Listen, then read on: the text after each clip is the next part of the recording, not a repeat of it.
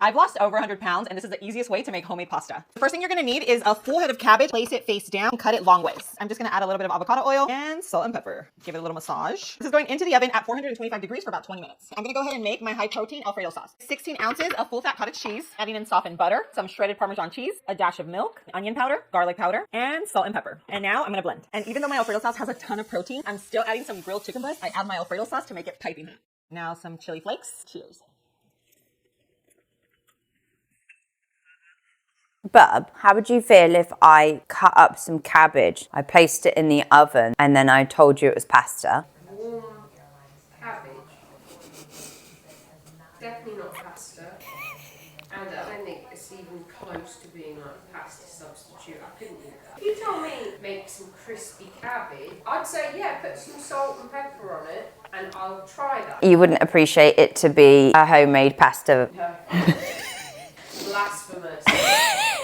I think some Italians would probably say so. I'll be honest, I think I've made a lot of healthy alternatives when it comes to diet culture, and specifically trying to incorporate less carbs. Oh God, why is this carrot so hard to cut? You need to use my knife. No, I'm not allowed to use your knife. It's too big and sharp. Yeah, it's so good. I'm only allowed the small knives. No wonder you're finding it hard. Do you remember my fake rottis I used to make? Yes. It was a dark time. Courgette, zucchini noodles. I couldn't stand those. They were way too wet and soggy. So whilst I can appreciate that some people do need alternatives to certain foods, whether you're celiac, have a gluten intolerance, maybe you just don't like pasta, that's fine. You do you. There are many gluten-free other versions of pasta that you can go for. What I take slight umbrage with, referring to, for example, this as pasta. Stop lying.